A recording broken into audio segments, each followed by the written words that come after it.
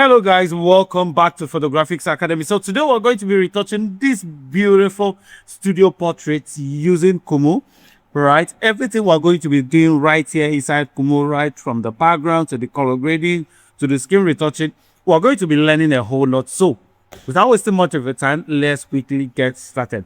The first thing I want to start with in this one is the background. So if I go right into my background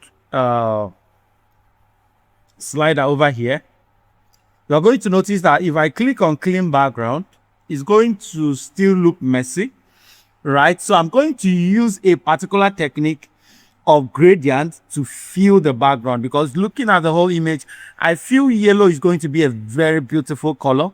So if you look at what we just had now, it didn't even see them as distractions. So I'll just go into my custom over here and select this particular yellow right here. Right, select this particular yellow and change this to solid, because the white in the center, at least for now, there is no way to determine what is going to be in the center. So if we are moving all of this around, it's just going to be affecting everything outside the center. I would not want that bright highlight right there, so we're going to just push it to solid color, so we'll get a very nice yellow, but we're going to brighten it up just a little. Now we have our yellow in the background. But if you look at our image, you will notice that it doesn't have a synergy or connotation between the background and the image. And it is very, very necessary that we have that. So I'm going to come to my enhanced background and push it up. So what this is going to do is that it's going to look at the background and try to harmonize the color of the background into my image, which is very, very okay, right? Which is very, very good, because it allows us to come even closer to the final result we are looking at, or we are looking for when it comes to the background. So I'll just push it a bit higher. Now all I just need to do is to go into my adjustment over here, get into my local, make sure I am on the person, and just warm her up a little, or rather just warm up her skin, because I don't want the clothes she's wearing to be affected. So I'll just click on body skin and facial skin. Okay, also my neck, let's just select all and add my eyebrow, very important. I create and just warm it up a little, so you see the way the warmness just affects the object. So if I go back here, we'll notice that because of that warmness we created, we now have this connection between our objects and the background. The next thing is to lift up the overall shadow of the object. So come over here, we lift up the shadow a little, lift up the highlights just slightly, right? Then right down in my correction to just saturate everything up.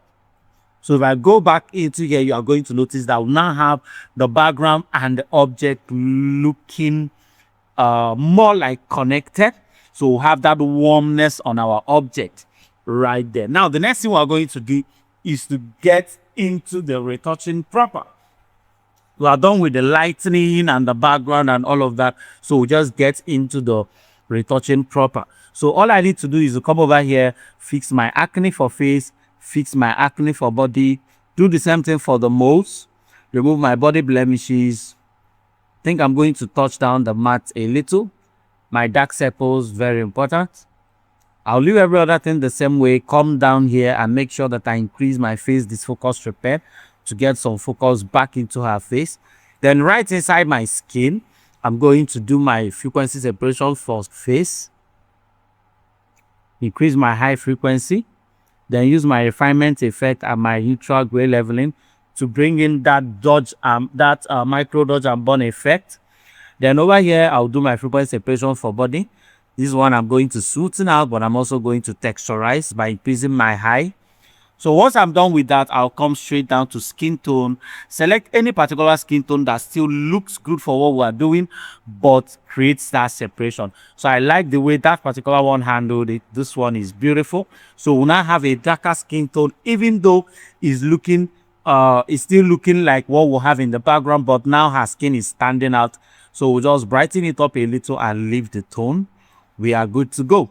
So the next thing I'll do is to go into my clothing and just de-wrinkle the clothing, get back into my makeup, enhance my eyebrow, enhance my eye makeup, increase the shadows and the highlights, and also my lip makeup, and of course my blushers. Then I'll go straight down into my body and click on the model body over here and just wait for it. Beautiful. And we are good to go.